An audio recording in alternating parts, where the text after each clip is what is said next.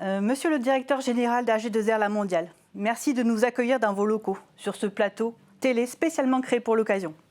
Mesdames, Messieurs, chers mutuels partenaires, chers intervenants, chers élus et agents des fonctions publiques, Monsieur le Président de la région Grand Est, cher Jean Rotner, Madame la Secrétaire générale du ministère de l'Économie et des Finances, chère Anne-Marie Barbala-Yanni, Monsieur le Président de la Mutualité Fonction publique, cher Serge Bréchet, Madame la lieutenant-colonel et porte-parole de la Gendarmerie nationale, chère Madi Scheurer, Monsieur le contrôleur général d'AG2R La Mondiale, cher Jean-Pierre Michel, Monsieur le vice-président de la Fédération nationale des sapeurs-pompiers de France, cher Patrick Ertgen, Madame la directrice de la Fédération hospitalière de France Nouvelle-Aquitaine, chère Nathalie Heulin, Monsieur le directeur de l'École des hautes études en santé publique, cher Laurent Chambaud, Monsieur le directeur du bien-être, de la santé au travail et des relations sociales de la métropole Nice-Côte d'Azur, cher Hervé Louberti, Madame la directrice générale adjointe des services du département du Nord, chère Aude Fournier, Madame la directrice générale adjointe du centre hospitalier intercommunal de Créteil, chère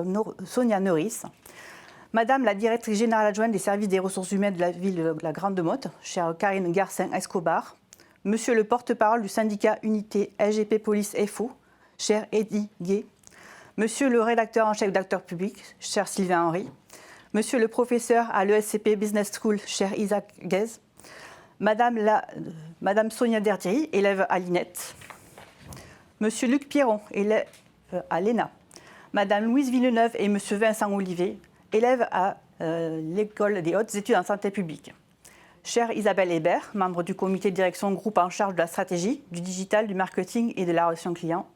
Chère Béatrice Saillard, directrice en charge des relations extérieures du groupe. Cher Serge Toniette, directeur des activités mutualistes du groupe. Chers amis, bonjour à toutes et à tous. Nous sommes en très grande partie virtuellement réunis pour échanger autour des effets de la Covid sur notre fonction publique. Personnellement, c'est au titre de mes 3 casquettes que cette conférence me touche particulièrement. Je suis en effet pharmacienne de profession, sapeur-pompier et depuis le 23 septembre dernier, j'ai le plaisir de présider le pôle de fonction publique d'AG2R La Mondiale, qui regroupe des acteurs en charge de la protection des agents et ainsi de succéder à Antoine Hubert, que je salue bien amicalement.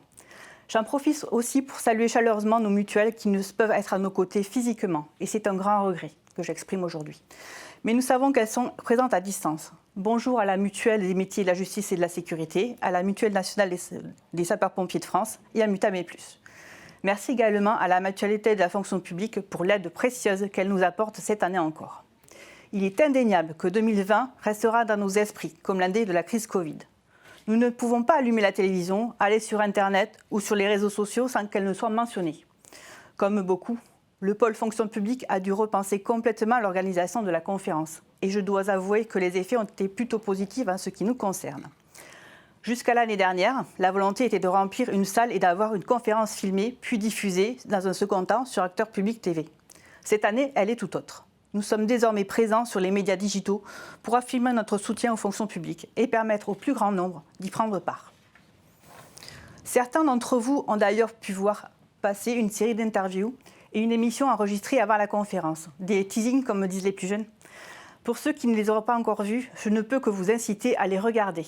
Elles sont disponibles sur Acteurs Publics TV. Et donc, pour la première année, cette émission est diffusée en direct sur la web TV de notre partenaire média.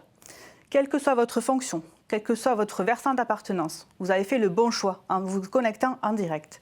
Petite parenthèse et petite précision, la conférence sera également accessible en replay pour celles et ceux qui n'auraient pas l'occasion de la suivre aujourd'hui.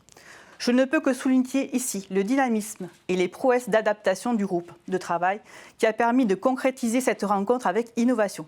Merci à vous tous. Mais entrons à présent dans le vif du sujet. Pourquoi avoir choisi ce thème ? Depuis mars, la Covid a remis au premier plan une fonction publique parfois décriée.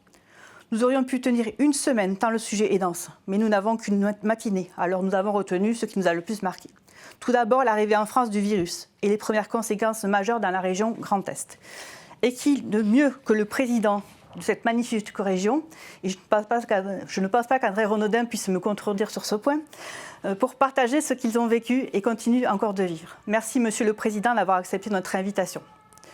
Le déploiement du télétravail dans le privé et dans le public est devenu un sujet récurrent et majeur. Pourtant, il était plus en lumière dans le secteur public parce qu'il aurait été impensable que les services rendus aux Français soient stoppés du fait du confinement. Bien au contraire. Pour cette table ronde, nous aurons le plaisir d'avoir un retour d'expérience, mais nous aborderons également l'adaptation des dispositifs avec la seconde vague. Et pour nous en parler, nous accueillerons Madame la secrétaire générale du ministère de l'Économie et des Finances, Monsieur le directeur de l'École des hautes études en santé publique et Madame la directrice générale adjointe des services ressources de la Grande Motte, également vice-présidente de l'Association des administrateurs territoriaux de France. Merci à tous les trois d'être parmi nous.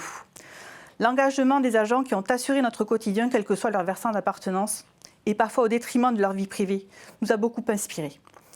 Pour ce regard croisé, nous avons évidemment souhaité la présence des hospitaliers. Merci Madame la directrice adjointe du Centre hospitalier intercommunal de Créteil, ainsi que celle d'une des fonctions de l'État les plus visibles. Merci Monsieur le porte-parole du syndicat SGP Police. L'agilité, l'adaptabilité, la compétence de tous. Certains métiers ont été transformés pour répondre à des besoins qui auraient dû être ponctuels, mais nous connaissons une seconde vague plus compliquée que la première, puisqu'elle s'étend sur la quasi-totalité du territoire. Aucun ne faiblit pour trouver des solutions et rester aux côtés de tous les citoyens. Cher Monsieur le vice-président de la Fédération nationale des sapeurs-pompiers de France, chère Madame la porte-parole de la Gendarmerie nationale et cher Monsieur le directeur du bien-être, de la santé au travail et des relations sociales de la ville de Nice, merci de votre présence. L'importance d'une répartition des rôles entre l'État, les grandes collectivités, mais aussi les plus petites, et qui ont toutes fait preuve d'un grand engagement. Nous ne pouvions pas passer à côté.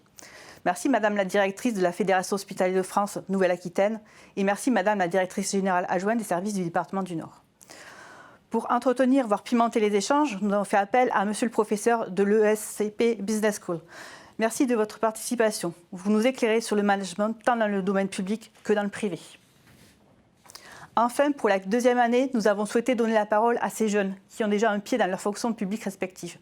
Merci aux 4 élèves de l'École nationale d'administration, de l'Institut national des études territoriales et de l'École des hautes études en santé publique. Ils partageront leur plus récente et pourtant très juste et réelle vision sur la situation. Ils sont ceux qui mettront en œuvre demain les décisions prises aujourd'hui. Pour conclure, parce qu'il est plus que temps, je dirais que si la fonction publique a été parfois en difficulté, il est certain que la crise a pour effet de la remettre sur le devant de la scène. Et nous sommes tous convaincus qu'elle sera au moins un levier favorable pour aider à sa refondation. Merci pour votre attention. Je cède la parole à André Renaudin, directeur général d'AG2R La Mondiale. Bonne conférence à tous.